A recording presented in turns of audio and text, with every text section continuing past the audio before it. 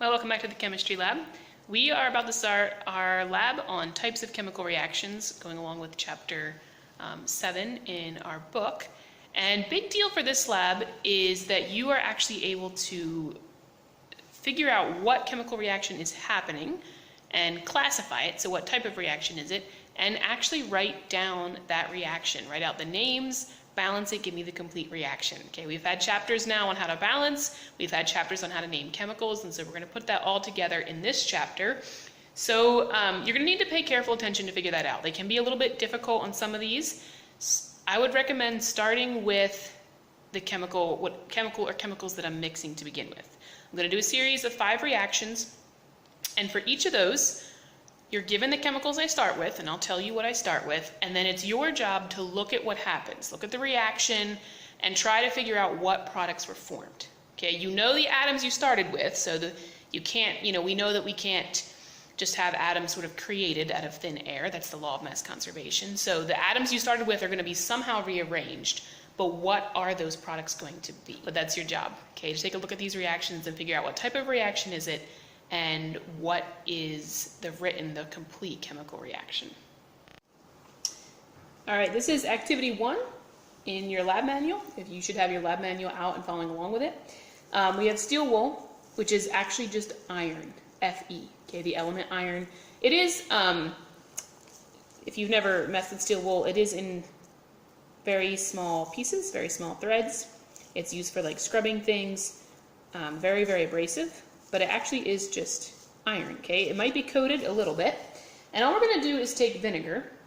And vinegar is a catalyst, all right? A catalyst is something that's going to help a chemical reaction occur, but is not necessarily part of the reaction, or at least it's not used up in the reaction. So put vinegar in here, and we're going to soak our steel wool in that vinegar for just about 2 minutes.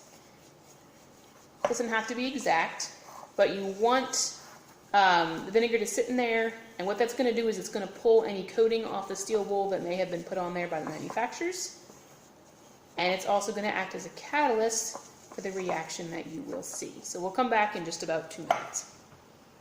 Alright, it's about 2 minutes later, and what we're going to do now is take this out, squeeze it off, and then wrap it around a thermometer. You need the initial room temperature, so I have a thermometer here. When you read a thermometer, always make sure you read it at eye level to get the most accurate reading. So this is saying about 25.6 degrees Celsius. 25.6 degrees Celsius as your initial temperature. So I have some paper towels here.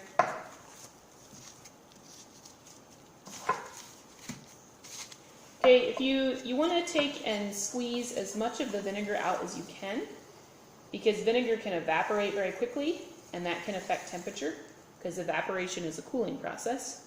So squish as much of that vinegar out as I can.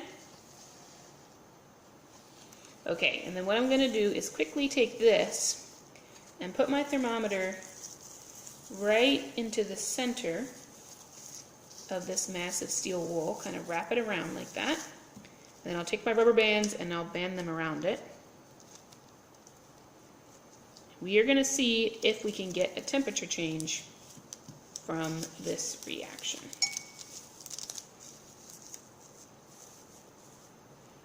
Okay, and we'll just leave that right there, just like that, and we'll come back in about 5 minutes. Alright, it's about 5 minutes later, and if we look at this, the temperature has gone up to about 31.8 degrees. Okay, 31.8 degrees Celsius. And right now, I don't know that you can really see what has occurred in this reaction. I'm going to take this off. If not, I'll leave it and we'll come back to it in a few minutes, because it will keep reacting.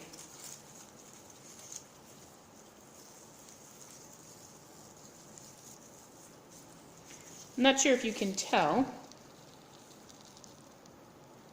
but this has actually turned a different color here.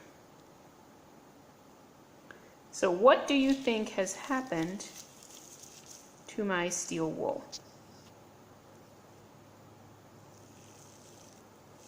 See, some of it is still the steely color, and some of it is a different color. All right, this is the activity 2A, which is decomposition. And this is a reaction you may have actually done unknowingly at your house before, but maybe not studied it scientifically. So this is a Bunsen burner. If you haven't seen one of these before, it's a propane torch essentially. And we're gonna put our chemical here, which in this case is sucrose. And sucrose is just good old table sugar, okay? C6H12O6. You don't need very much. Matter of fact, if you put too much, you may regret it later because it can smell pretty strong. So just take a little bit of sugar here. And then I'm going to light my Bunsen and put it under it. And once it gets going, we're going to try to determine what products are being given off in this reaction. So turn my gas on, light my Bunsen, and move that under there. We'll take a little bit, wait and see what happens.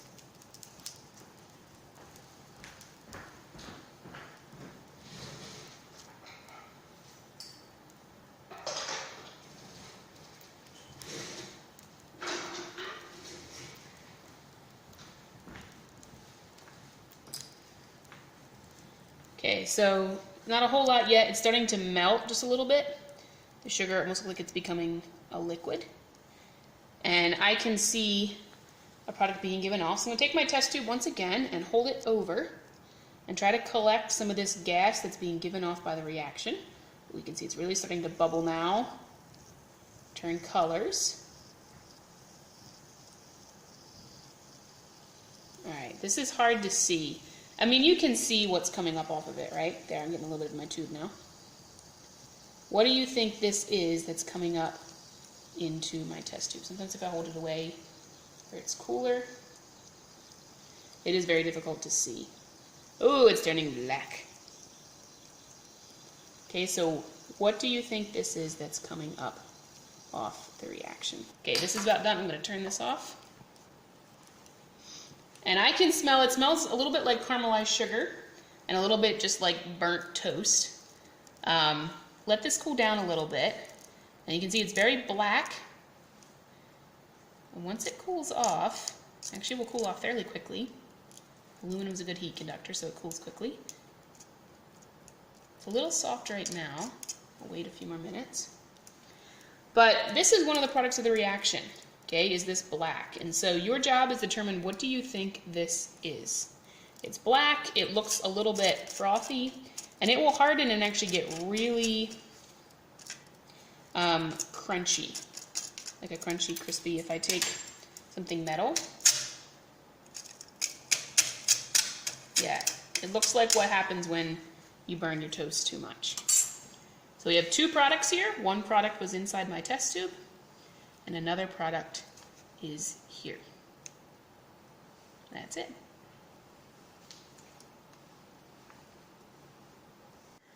This is activity 2B, okay, 2B, a decomposition reaction. What I'm going to do here is I modified this one just a little bit because I think it's more fun this way. So I'm going to do a couple modifications. One is I'm just going to put some dish soap in here, and that's going to enable, because it produces a gas.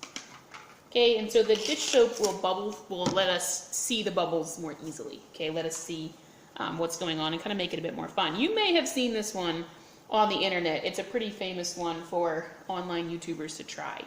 Okay, what I have is 30% hydrogen peroxide. And this is hydrogen peroxide like maybe your mom uses to clean, sometimes to clean cuts or sometimes to clean out your ear or something.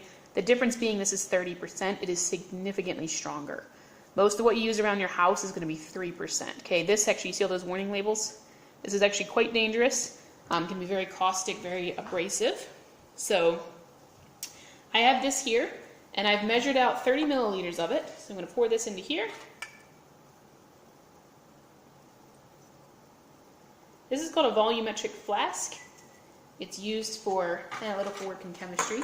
We're not really going to use it for that today, just because it's a convenient flask. I'm going to mix that. So there's just soap now and hydrogen peroxide, which is H2O2 in my flask. Okay, and then all I'm going to do is add a catalyst, and we will see what happens. As I said, a catalyst is something that helps out a reaction but does not alter it. This is potassium iodide, but it's not super important what it is. Okay, and you don't need a whole lot. I'm going to take a very small scoop of my potassium iodide and watch closely and observe what happens. Here goes.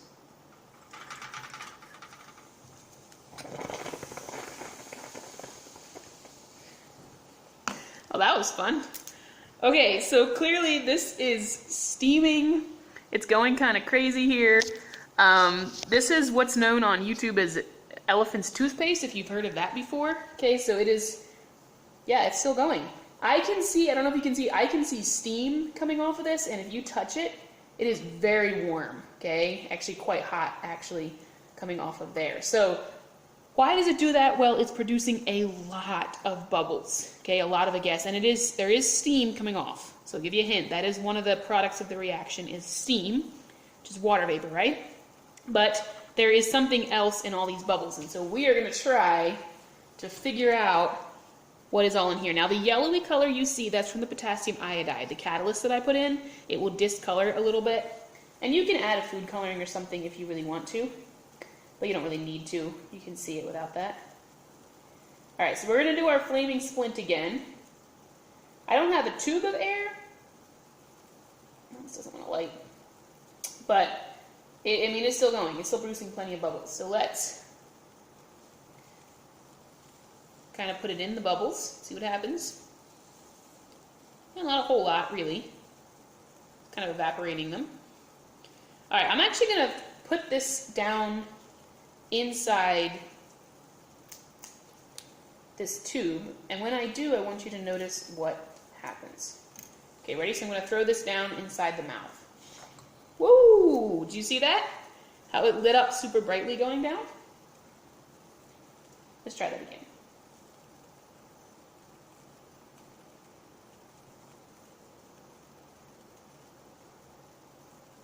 It is still reacting over here. So you can see I have a burning splint. There's some steam coming out the top. Ready? And it does go out, okay, because at some point it doesn't have oxygen, but it flares up pretty big as it goes down inside of there. Wow, that is still very hot. I'll get those out later. And it's still bubbling. Look at that. Look at all that steam.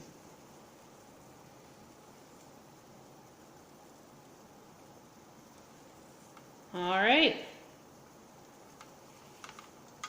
So that is a product of a decomposition reaction.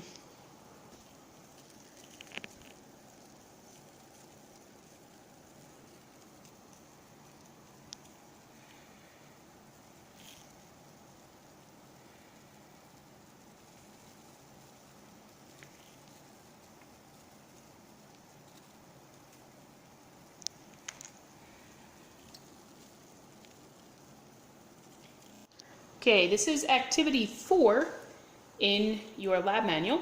And what I have here is a rubber stopper with a little bit of magnesium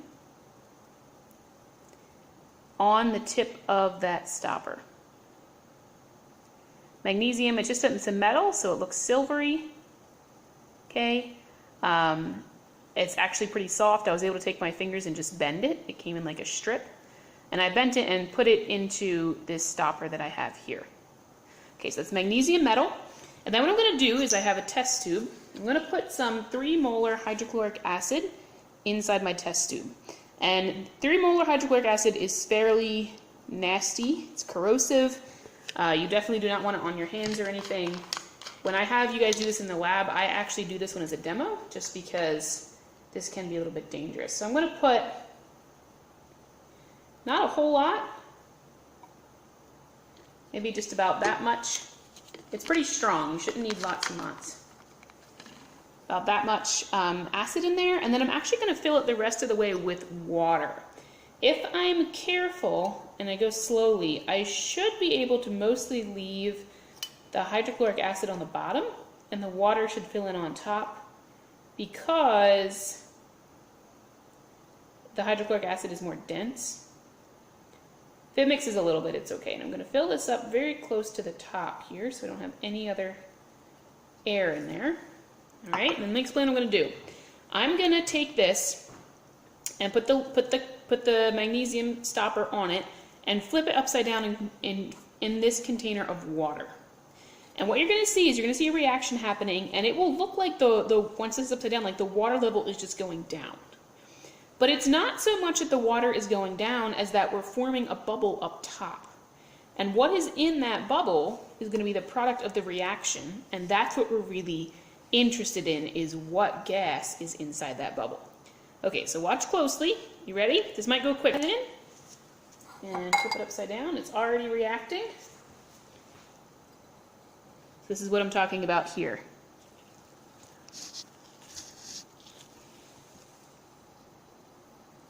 Okay, you see this air bubble being formed. It's actually going very quickly.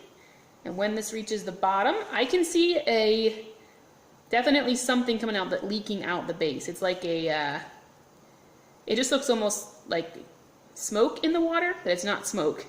That is also a product of this reaction that's coming out. It's like a gray kind of smoky substance. Okay, it's almost there.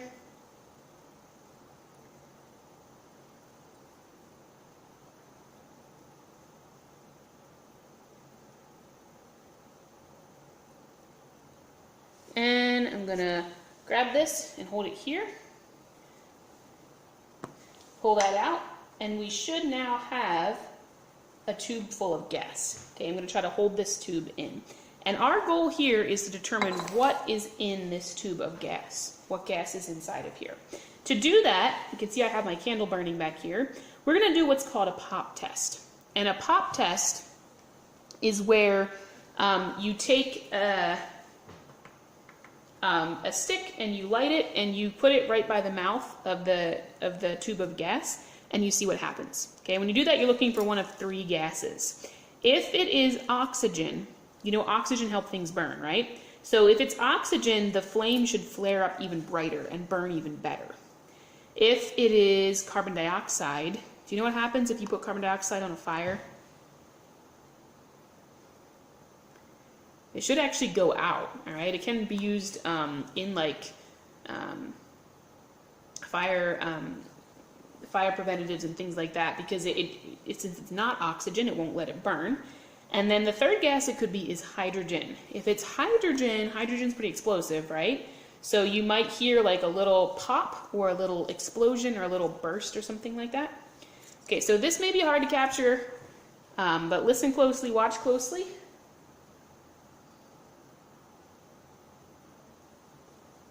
Okay, so I have my burning stick. I'm gonna put this down here. Okay, are you ready? Ooh, that was a nice one. Okay, let's try it one more time. Yeah. Okay, and now it just went out. Because there's no oxygen in there. Put my stick out. And then there's something else. You can see it's actually sort of steaming here. Hint, hint, hint. This is actually a second reaction at this point. What do you think has formed inside this test tube? All right, so that's actually two reactions. Okay, your first reaction was between the magnesium metal and the hydrochloric acid, and the product of that, there was also something in the water, but one of the products was the gas in this test tube. And then when we pop tested it, we put a fire in there. We actually got a second product, a second reaction inside of here. This is activity 5. It's actually a very, very simple one you can even do at your house. It's an example of a combustion reaction. So this is a little paraffin candle, and the formula for paraffin is given in your lab manual. It's C25H25.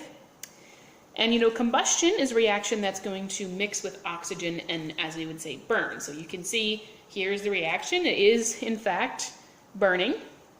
And what we're going to do is just hold this test tube on top. This is a test tube holder. They move in and out like that, and they grip it so that if this is hot, I don't have to touch it and burn myself. And I'm going to just hold this over, and this one is hard to see, all right? So hopefully my camera picks it up. Look closely, but you're looking for, trying to figure out what gas this is. And I may actually even do the burning one again and see if we can see. All right, so I'm just going to hold it over the top like this. I got the air con, I think, is blowing on it. All right. And right there, I saw it. I see like a kind of a foggy area there on my test tube. If you can actually try this at home, but just, you know, don't ruin your mom's glassware.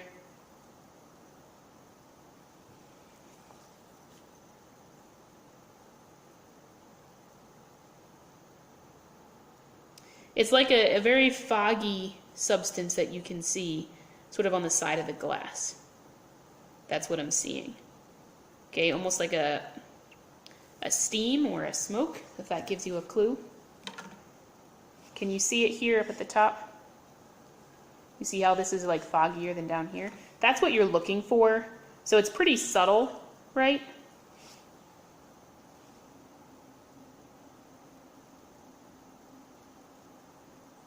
Pretty hard to see, but you can see it just a little there. Okay, and it will dissipate with time. So that's one of the products. Okay, it's condensing on the sides of the container because it's cooler up top, if that gives you a clue. Try it again.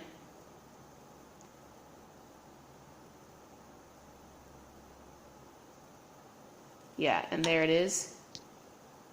You see the there on the sides. Okay, let's see if we can get the other products. I'm going to put this over here again, because there's actually two gases that are formed from this reaction. Okay, one of them is the one that you can almost kind of see on the sides, and the other one, let's see if we can figure out what that is.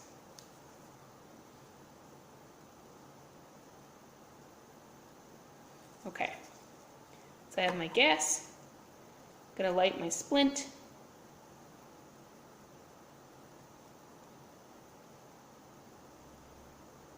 When I put this inside the test tube, let's see what happens. Oh, went right out, didn't it? So what gas? That's the second gas. What other gas do you think is in here? All right, that is activity 5.